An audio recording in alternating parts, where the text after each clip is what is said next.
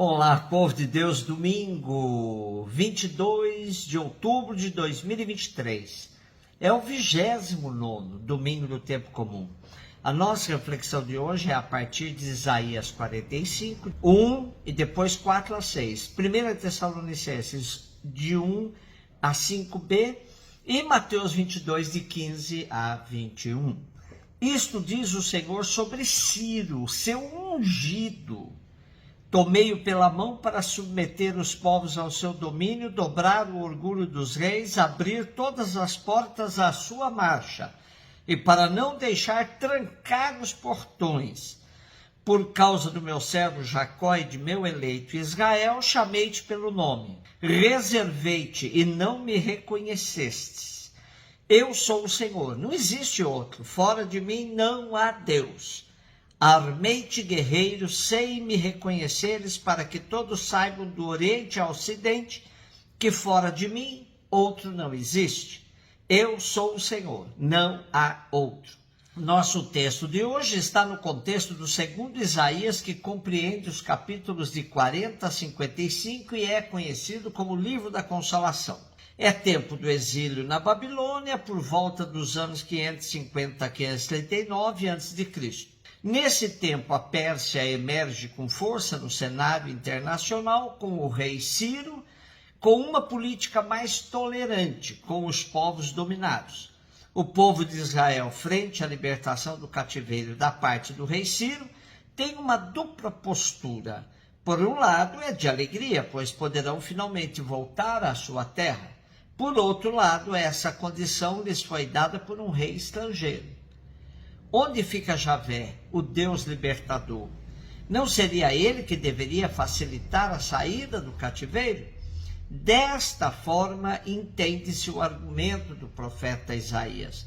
Ele costura de tal forma para dizer que Ciro fora usado por Javé como instrumento da libertação do povo, ainda que ele não tivesse plena consciência disso.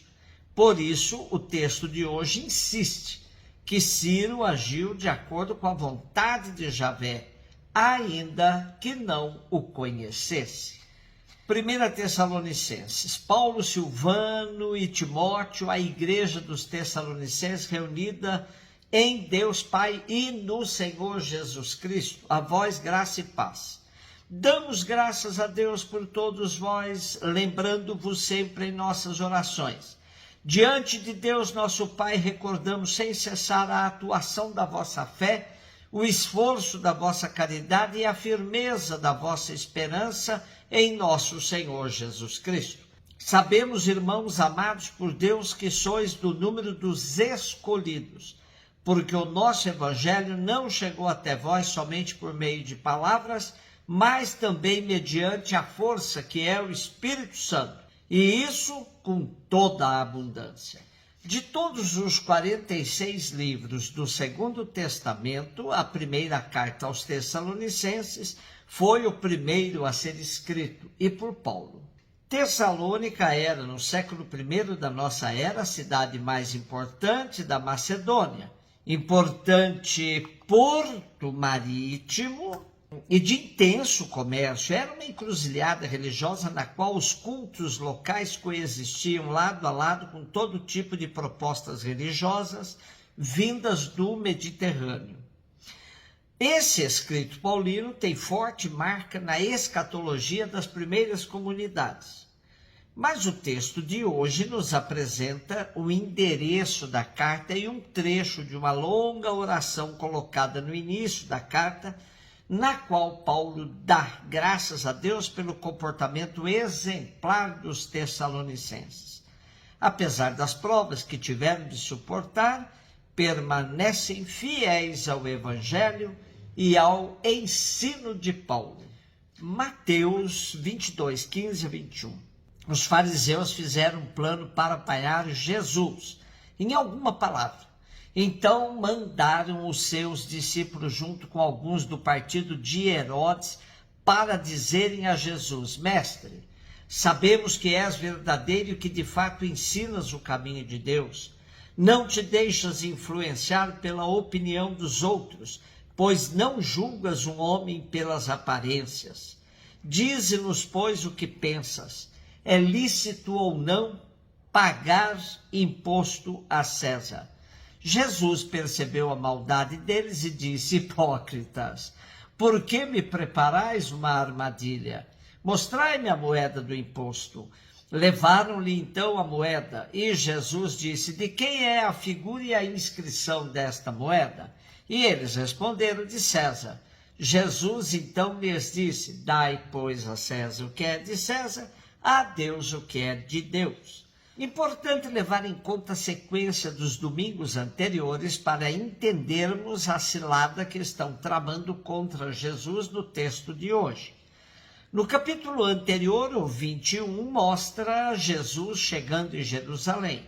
Como sabemos, toda a caminhada de Jesus tinha Jerusalém como meta, e será aí o palco dos últimos acontecimentos de sua vida.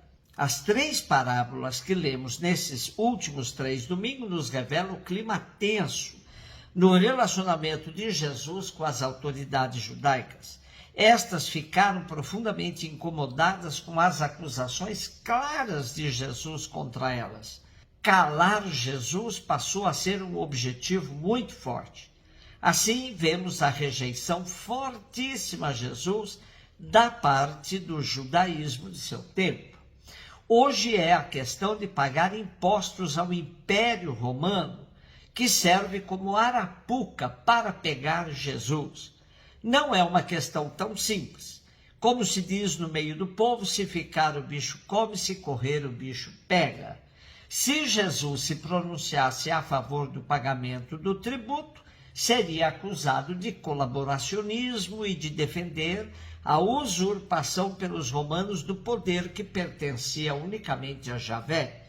Mas se Jesus se pronunciasse contra o pagamento do imposto, seria acusado de revolucionário, inimigo da ordem romana. Jesus enfrenta a questão tirando da boca de seus opositores o crime que eles cometem. Pergunta-lhes, frente à moeda, de quem é essa imagem e inscrição? Primeiro, ele denuncia que os dirigentes judeus andam com a imagem de César, o imperador, no bolso. Eles que são criados à imagem e semelhança de Deus, trocaram Deus pela imagem de um imperador que os explora e que quer ser adorado como Deus. Pois na inscrição da moeda se encontra o seguinte: Tibério César Augusto, filho do divino Augusto, de um lado, e do outro, Pontífice Máximo. Por isso, entende-se quando Jesus diz: dai a César o que é de César, a Deus o que é de Deus. Desmascara a idolatria dos seus opositores, deixando claro que César não é Deus e que sua pretensão, apoiada pelos judeus vendilhões da pátria, não passa de uma farsa idolátrica. Por isso, um cuidado deve ser sempre tomado. Ao dizer, dai a César o que é de César e a Deus o que é de Deus, Jesus não está sugerindo que se sujeite ao império. Pior ainda são aqueles que dizem que devemos pagar o imposto ao Estado e o dízimo a Deus. Nada disso. Jesus somente está desmascarando. César não é Deus. Só o Deus revelado por Jesus Cristo é o nosso Deus. O Deus de Jesus é o da fé proposta e não imposta. César, além de não ser Deus, é um imperador imposto. Os dirigentes judaicos que fizeram uma armadilha para pegar Jesus ficaram de frente com outra armadilha. Vocês querem Deus proposto por Jesus ou ficam com César imposto? Estamos diante de uma questão muito séria, discernir qual é o Deus que dá sentido último à nossa vida. Vivemos numa sociedade com muitos ídolos, com muitos mitos. É preciso purificar nossa fé para seguirmos o Deus revelado por Jesus, que é o Deus dos pobres e dos pequenos. Um beijo no seu coração.